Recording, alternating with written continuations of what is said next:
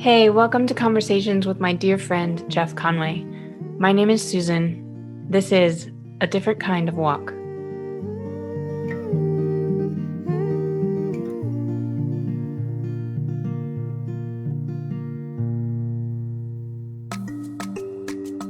Hey friends, I'd like to introduce you all to Tara Woodward-Bosman.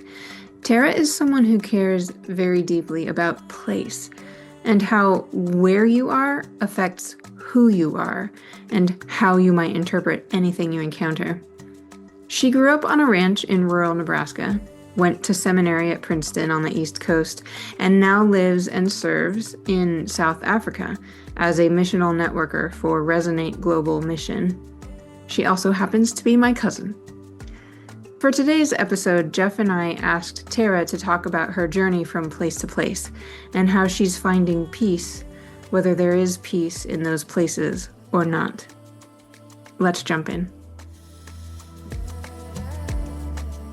Well, I'm the Reverend Tara Woodward-Bosman, which just means that I double hyphenated my name because of complex immigration things. But I'm also a minister. But I guess how I got to Princeton and then South Africa was I usually introduce myself by saying I have never seen a bush burn like it did for Moses, but I have seen grassland turn a particular shade of gold as a way to say that I grew up in a rural setting in Nebraska on a ranch. And I think those agricultural backgrounds really shaped not only the way I think about scripture, but also theology and kind of my own sort of interests in how place informs the way we think about God and ourselves and the world. And so it was a long journey to Princeton, but the short version is I went to Northwestern College, which is a private Christian college in Northwest Iowa. Actually studied accounting, religion, and then kind of developed an interest in ministry there. And I had a lot of professors that encouraged me to think about seminary. That was not something on my radar. I grew up in a church context that women in ministry is a very foreign concept. So that was very foreign for me. And anyway, so then over a process of time, I applied to go to Princeton and was accepted. This actually relates to the Princeton piece because I think I was serving as an intern in a church in Philadelphia and sitting there during the prayers of the people. And I realized we don't pray for rain. And I had these memories growing up in Nebraska of sitting in our congregation, and it had been probably several years of drought. And that was something we regularly prayed for and actively needed. And so that kind of was percolating in my mind. And Princeton has a lot of classes that they have on what's called the farminary, which the seminary found out through a long roundabout way that they actually own a farm. And so they have classes on the farm, and there's a lot of Old Testament courses taught there. And they do a lot of ecology and faith formation and Old Testament classes on the farm. So that some of those things were kind of already in the works, but sometimes I think it's once you're out of the setting that you grow up in that you actually are able to reflect better on why those things were really important, because things that seemed maybe natural or something I just didn't question is something that you think, oh, in New Jersey, there are farms. I think that surprises people a little bit. And it's not just like Newark, but a lot of people don't necessarily maybe have as much of an agricultural background or don't think about things in the sense of how a place shapes who we are and how we read scripture. And so that turned into actually a senior thesis project where I interviewed several different farmers across the US and eventually actually interviewed farmers in South Africa as well about how the way they might read Psalm 65 is different than if you read Psalm 65 sitting in an air-conditioned office.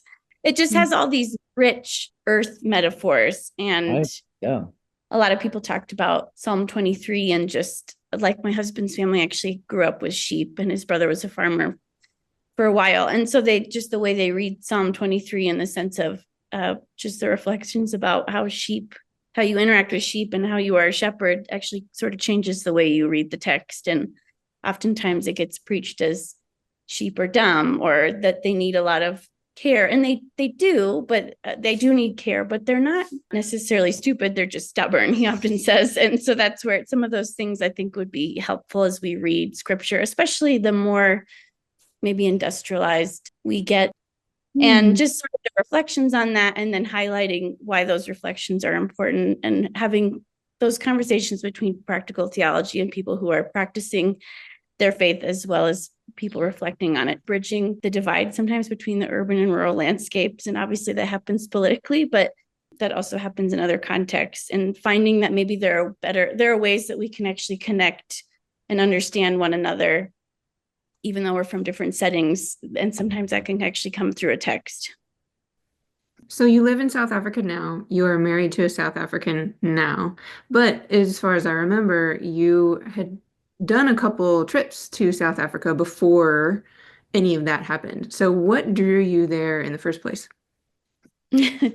Well, my sister was teaching English like English and literature in different parts of Eastern Africa. And we decided kind of randomly to do a 25th birthday trip to South Africa originally, just because she wanted to go. But I had like zero expectations, and it was a good trip, but didn't really, again, have a lot of expectations or anything. And then later, when I went to Princeton, I was a part of the International Field Education Program, and they have various placements around the world. And so I applied for it. And one of the, I suppose, positions that was open was with the church in Johannesburg. And so you kind of apply, and then they sort of match make, and you do interviews and all that sort of thing. And for whatever reason, they decided that I was a student that should come and serve at the church, but had, again, no expectations.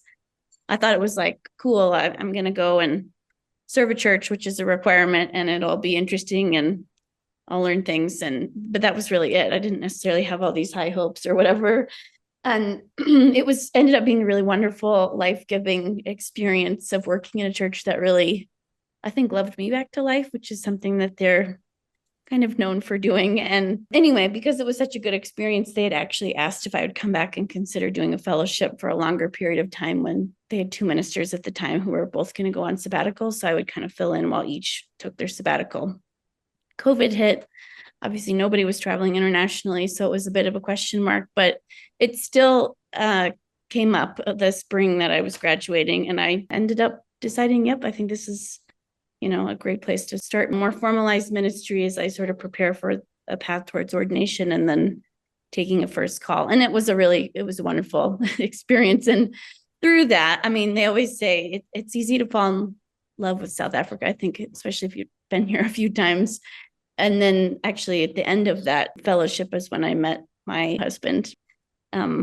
So I always say I actually did fall in love with South Africa before I met my husband, which I also love, and it helps to remember on the days that you wonder, what in the world is that, or what am I doing? But I think it's good to remember that, and makes it easier in terms of cultural differences in our daily life and in our marriage and all those kinds of things. Can you describe, I mean, you can describe some of those cultural differences, but yeah, can you describe the landscape? Let me know where you are in South Africa, and what are the things you encounter, who are the people you're around, all that kind of stuff, so that we have an idea of the context you're in. Yeah, we live in a housing complex halfway between Johannesburg and Pretoria. It's in the kind of the most populated province called Gauteng. We're kind of on the edge of two different sort of cities within that. And I like to say, like, if you know urban landscapes, it's like as if, Newark kind of bleeds into New York, and there's not like a lot of open spaces, or maybe you could say that about Princeton to New York as well. And I think that is a pretty accurate description of sort of like how the cities have expanded, and there's actually not a lot of open space necessarily. We're kind of on the edge where there once was a lot of horse farms in this area. So there are like bigger plots than maybe what you would get in the more urban context. So you could say we're kind of suburban rural-ish in Midrand. And Midrand is a relatively new development, which also means there's a lot more diversity in terms of both racial backgrounds, but also incomes in this particular spot. Whereas I'd say Pretoria and Johannesburg, there's still definitely areas where it's like, because of apartheid, things were really separated by, that's a more wealthy area, or that was once a more white area. And those things have not necessarily diversified in the same way, even though it's been 30 years since apartheid. Just as a reminder, apartheid was a system of institutionalized racial segregation that existed in South Africa from 1948 to the early 1990s. It will come up again throughout this episode. So Yeah. And in terms of like daily interaction, I have a home office, but our ministry sites are kind of a variety of things. So I do work with our local church, which is in this Midrand area, which is kind of a funny mix. It was a country church. It's now sort of a rural suburban church, because of the area that's grown up around it.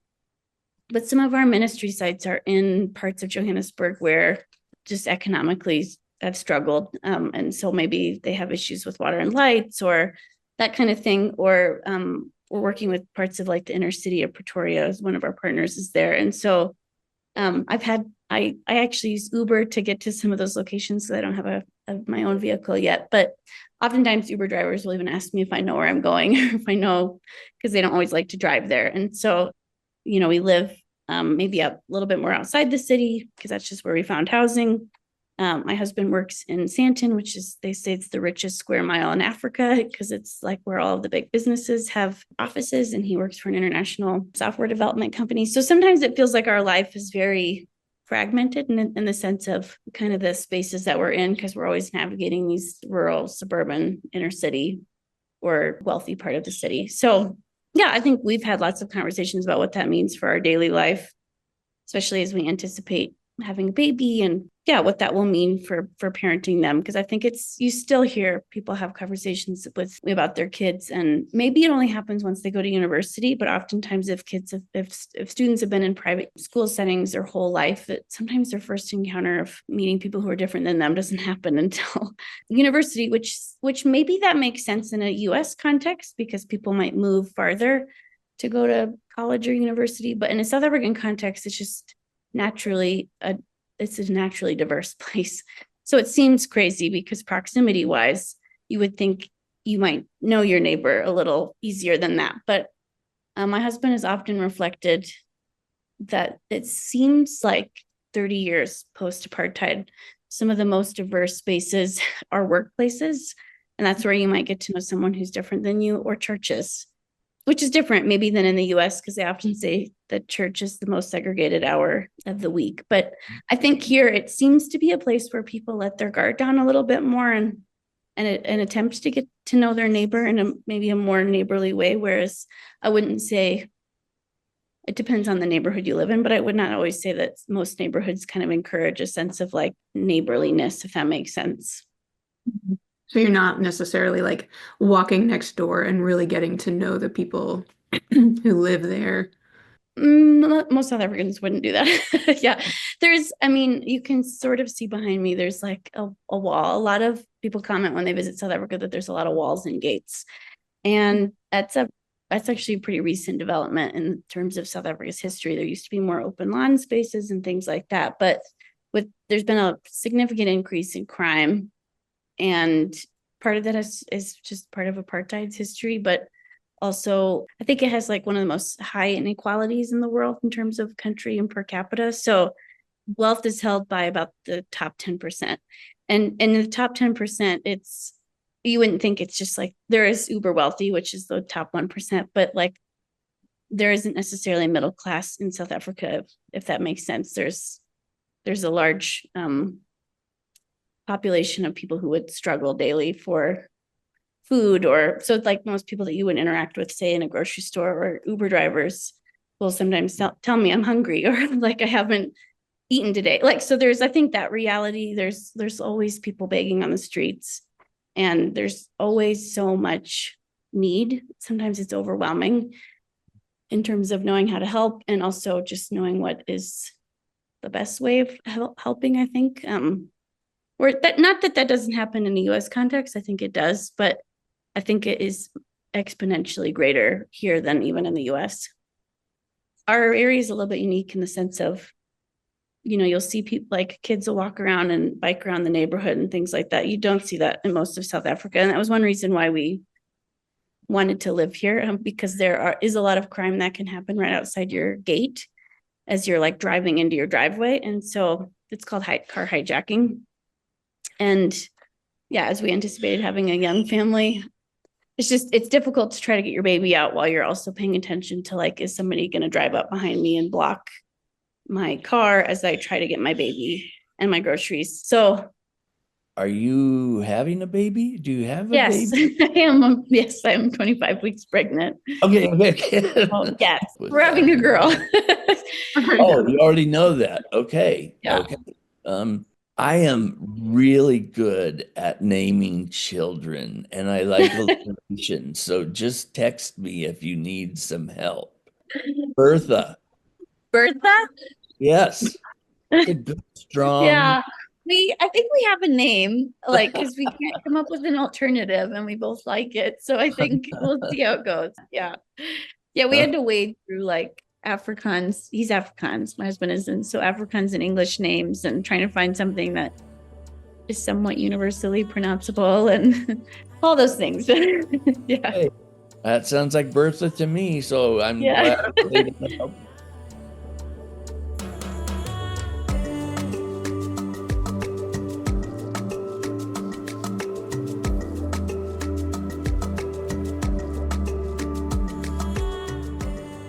I've really wrestled with it is a privilege to live in a housing complex, and many South Africans can't afford this. And so I think I feel that like burden or have that awareness. And certainly I think my husband Arndt does too, feel that sense of it is not something everyone can do, and it is a privilege. And so how do you, I think we talk a lot about like what does it mean to have privileges not other people have, or what does that mean to actually like give away some of your privilege, and how do you do that well? And so I think that there's lots of big questions about that. Right.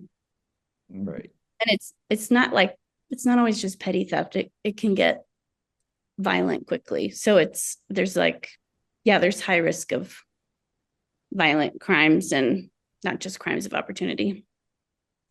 So what does that do to someone who grew up in rural Nebraska and all this openness, and now you're in this country where the top 10% of the population would more than likely be within some kind of walled structure to protect them?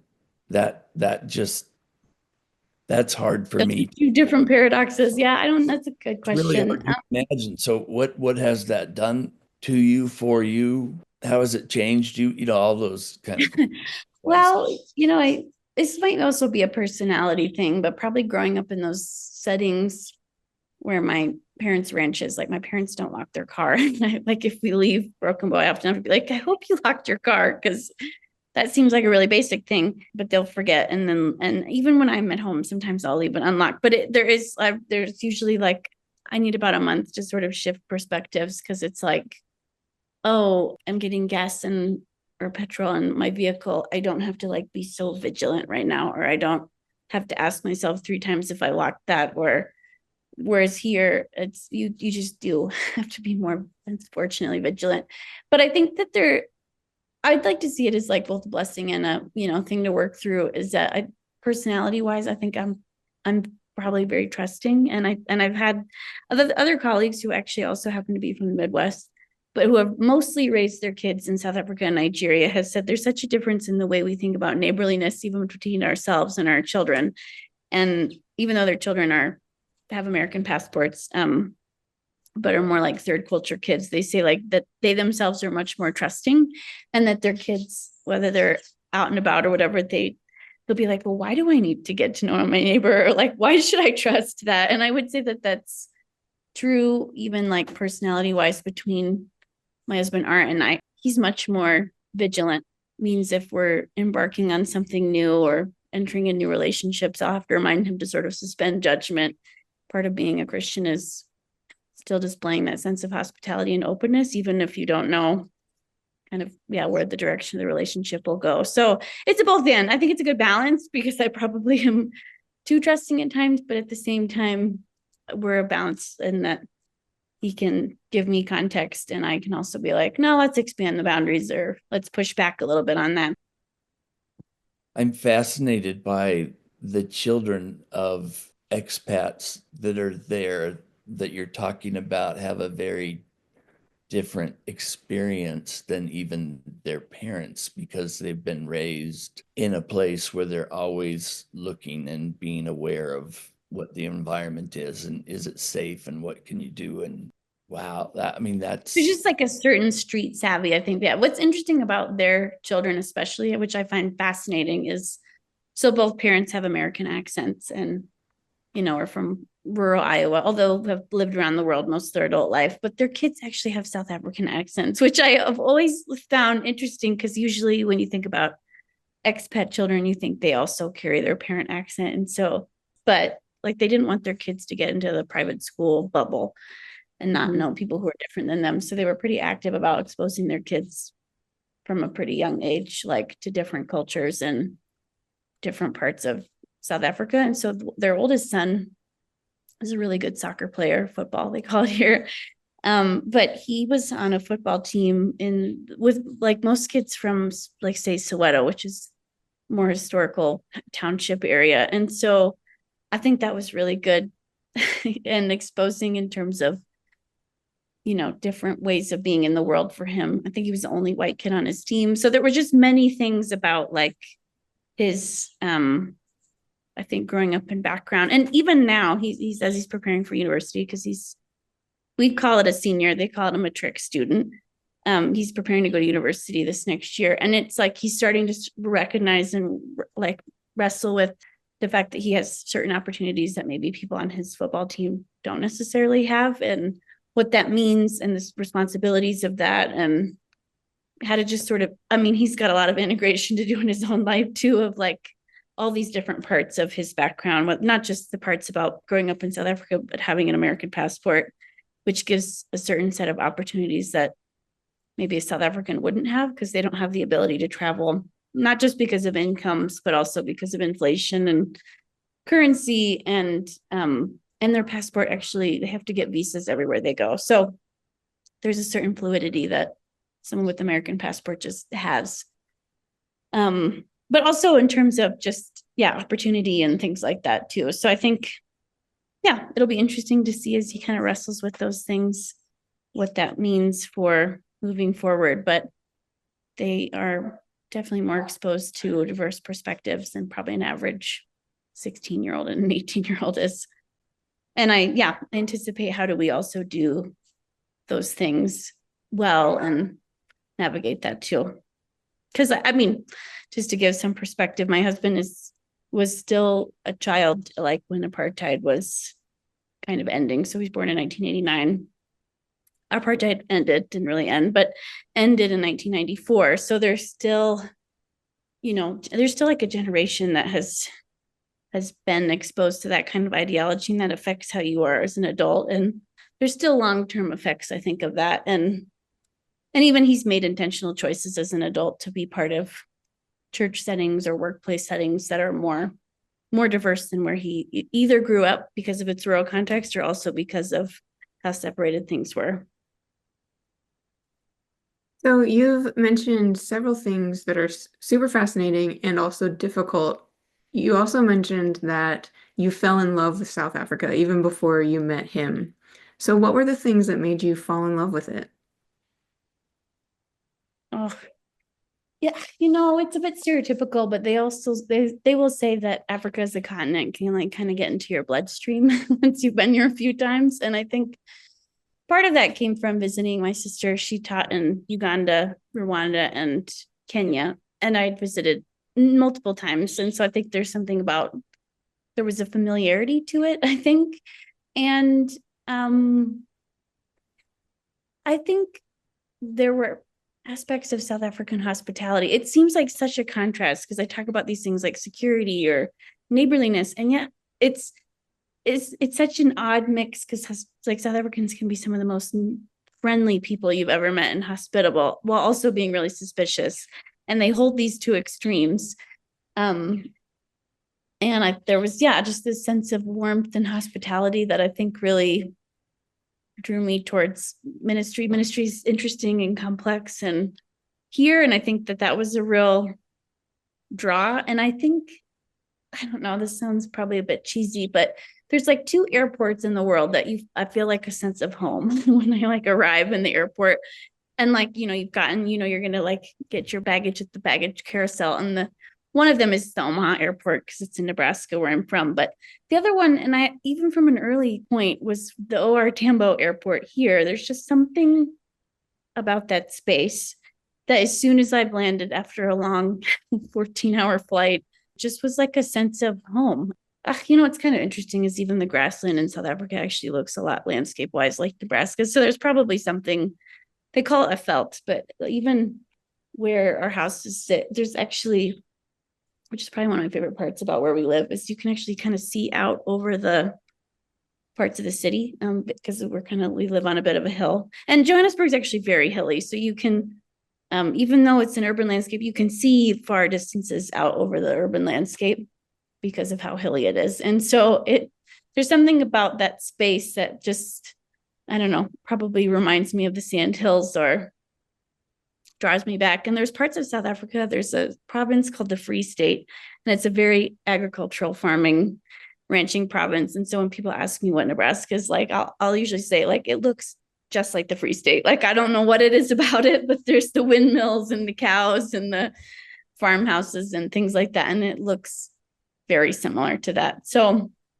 I think the pastors that I worked with often said that I integrated well with the congregation, and I don't really know what it was that helped. I don't know if it was because of parts of Nebraska and there is still kind of a rural sensibility, and this is kind of a phenomenon that happens across the continent, not just South Africa, but a lot of times people won't say that they're from the city that they live in. They'll actually say they're from this particular village. So they might live and work in the city and spend a good majority of their adult life, but there's still something about the rural landscape or the village that is part of their identity that they never quite leave. And usually after they retire, they even move back to the village. And the village is where you're born and where you're married and where you're buried. So you will end up, you might start your life in the village, but you might end up back in the village. And that doesn't happen just here. That's people from Kenya will say that too, or from Uganda. So there's something about the village that is a really important concept. And part of our work is actually saying, why is a city a place worth being in? And that this isn't like a temporary holding space, but God loves cities, and God not just blesses us, but that we have some responsibility to make the city like a lovely place to be. So some of Resonate's work actually focuses on that, because it's easy for people here or Kenya or Rwanda to say they love the village because that's so part of their identity, but it's harder sometimes for them to say that they love the city. Yeah. Do you feel like your husband, Arend, would say that too? Like, does he have a village that he is from and that is that thing for him? He'll say he's from the Mpumalanga province and he grew up in Bethel. Nice. Cool. So redeeming the city and helping people to have a focus on this place that you actually spend a decent amount of time, it's not just a throwaway place, it's actually a place that we can focus on and try to make beautiful and care for, which will uplift everyone, right? Everyone in the community, if we actually care for this place, not just our village. Would you say, well, I was going to ask the question, just what would you say is the main goal of the ministry that you're a part of right now? And I know ministry is never done, so I don't expect that you will have saved the day and accomplished everything that you hope, but is that a main focus of yours? Is that kind of where your heart lies, in helping people kind of reframe the city, or is it something else? Well, my role is a missional networker, which actually takes on many different forms. And so sometimes that's networking, that's connecting this person from this ministry to this other person, and maybe they can share resources. In terms of loving the city, the part that is probably the most relevant to that is that we're starting an urban youth cohort. So for young adults between 18 to 30s, very high unemployment. And so attempting to sort of have these spaces in which young adults can gather and ask questions and process not just their growing in their faith, but also in employment capacities and being able to be connected to networks, because that's how you would get a job, or even just being entrepreneurial. So we're kind of rolling out that program. And I think we're doing that in several different cities across the continent. And I have colleagues in different places. And so because it's a more regional team. And I think, yeah, I mean, we have a kind of a community identified in Johannesburg that we would have a lot of partnerships with, that we would start that. And we work with also different denominations, particularly the Church of Nazarene has done a lot of work on loving the city. And so utilizing their networks and things like that, not necessarily just like starting our own thing, but using what's kind of already existing, which is a big value for Resonate, to not just like go in and start something. And so, but to actually work alongside partnerships who are already here, which requires a dance, of course, right? Because then that means you're also navigating the partnership relationship as you're building the program. So that's part of the, probably the loving the city part. But I also love congregational ministry, and have kind of see the direction of our ministry also taking shape within congregations. So I think one of the most natural ways, and probably because that's my own interest and love, is to do some of this work locally through the congregation. So I'm connected to the Presbyterian Church, which is called the Uniting Presbyterian Church of Southern Africa. And they have many different connections, whether it's in cities or townships or different spaces. And I have found that to be a really, I would say, successful, if you want to use the word, but a fruitful, that's probably a better word, fruitful way of engaging this particular context in a way that really like fosters what God's already doing under the surface. And so part of it is because I think relationships are so important here. And I know they're important everywhere, but there's a sense that you can't necessarily get something done unless you have established a really strong relationship. And there is, because there's mistrust and things like that, and abuse and stuff like that that's happened, that you really have to really be intentional about like building those relationships. And I say in South Africa, there's kind of this ritual of like a way to greet people. And if you don't greet someone when you've walked through the door, and it's usually like a 20-minute ritual of like, it doesn't matter how many people are in the room, you go and you greet each person.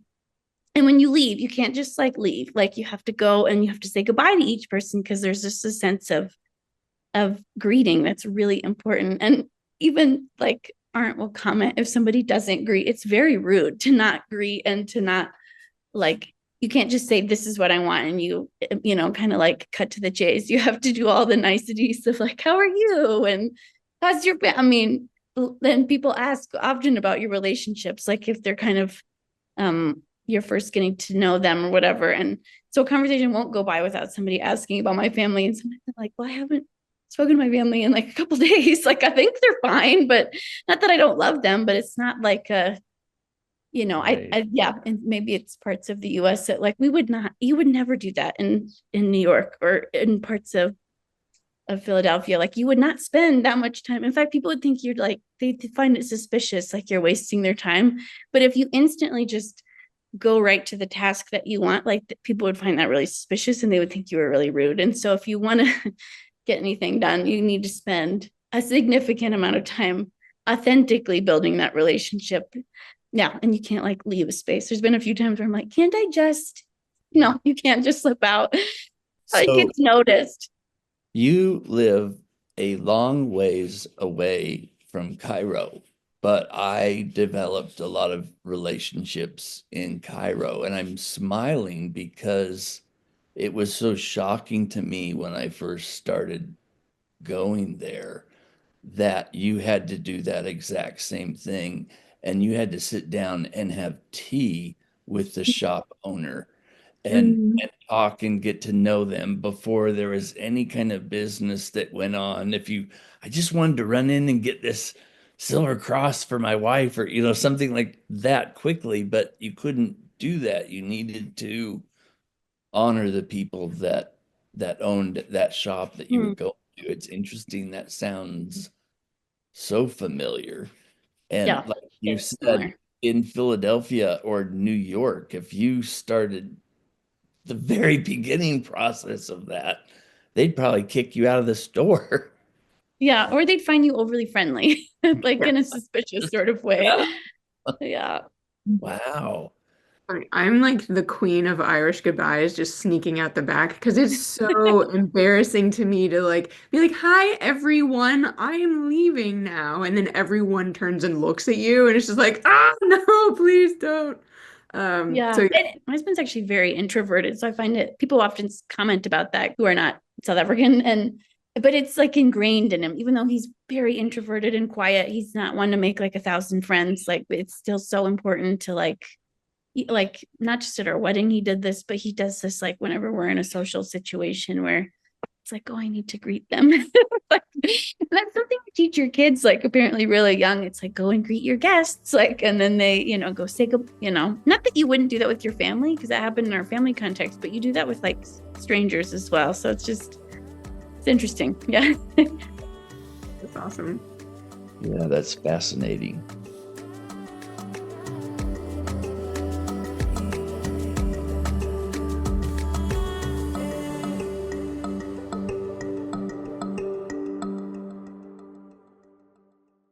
When you were talking about partnerships and doing things with other groups, I was thinking of, the church was so separated in Lebanon until the Civil War. Little partnerships began to happen, but in the last 10 years, as the Syrian refugees have come into their country, the churches have really come together and united and not been separated by their differences. So is that the kind of work when you're talking about partnerships that you're bringing in these different denominations or individual churches and getting to know those folks to bring them to do something united together? Yeah. Is what's happening Yeah. there? I would say that's definitely, and some denominations are better about it than others. Like, well, the reason why that Presbyterian denomination that we're a part of, that church, is called Uniting Presbyterian is actually because they united the white church and the African church kind of in the sort of apartheid area. They were known they were known for, there's all these amazing stories that ministers will tell you about. They would marry interracial marriages, and they would hold, because this still happens, like the church actually has a pretty important place in society. Like they hold your marriage certificate, not the government, because the government will actually lose your certificate. And so they file all those things. And so they would marry people like interracially, and they would hold the marriage certificate until it was legal for them to actually submit it. And they would do all these sorts of things. They would, sometimes they would hide people who were on the run, or ministers, often, they still are. They're kind of like they can notarize documents or like make official documents with this, and they still can. And so at the time, and it still happens, if you need like to verify a police report or an incident that's happened, you can go to a minister or a pastor, but it usually has to be a minister, which is an ordained person, and they can stamp the document, and it's considered an official legal document. And so during the sort of, especially towards the end of when things are quite tense at the end in the late 80s and 90s, people would approach ministers and ask them, like, this incident happened, and will you verify that this is the case? And sometimes you could hear stories, ministers didn't want to because they were afraid, because that if they notarized it and was, found out about it, they could actually go to jail themselves. And so, but there's one of our dear friends who actually married us, is a quiet man. You would never suspect this, but somebody approached him one day as he was serving a church in Fort Beaufort, which I think is a more rural context. And this incident happened, and I think they had a police beating, and it was racially motivated and things like that. And they needed to verify this incident. And so they said, I have gone to all the ministers in town, and nobody will sign this or notarize this or make this, official. Will you do it? And he said, as he stood there on the street, he realized for the first time in his probably 30s or 40s, how much courage faith actually takes.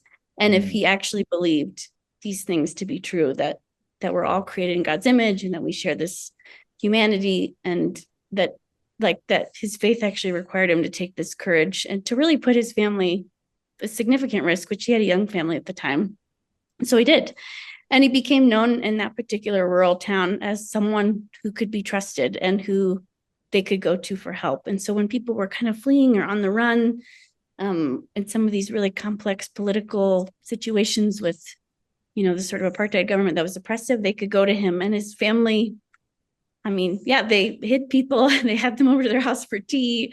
His wife and his young kids, like they could have all, I mean, they could have all been put in prison, in which prison conditions would be quite bad for that anyway. And so, what's cool about the story is because of these relationships that had developed. Then when apartheid fell and it was the first time everybody could vote, they elected him to be, I don't remember what it's called, but it's like the person who does all the counting of the votes. And he's a minister. And so anyway, so he, like, for people that couldn't read or write, like were voting for the first time, and he could like help them decide, where to sign and vote. And then I think this happened organically. Like, I don't think this was something he like did intentionally, but because he was so trusted in the community, his congregation actually changed. It was a white English, I think predominantly English congregation. And over time, it actually became a very diverse congregation with multiple languages and all kinds of different, it was black and white and colored, and which is the racial category here in India. And so it became a very diverse congregation because he was trusted, but also because he decided to take some courage and to do the harder thing. And so part of the work is to say that those parts of courage were not just for them, but we have to think about new ways of being courageous in this particular context, when kind of 30 years later, some things have changed. While legal systems have changed, that doesn't necessarily mean that people's hearts or people's realities have really changed. And so what does it mean to find courage and really actively say, if we're Christians and we believe these things to be true, that we're called to diversity, or that we're called to these global expressions of the church, then how does that affect our daily life? And what does that mean for how we enact justice on a daily level?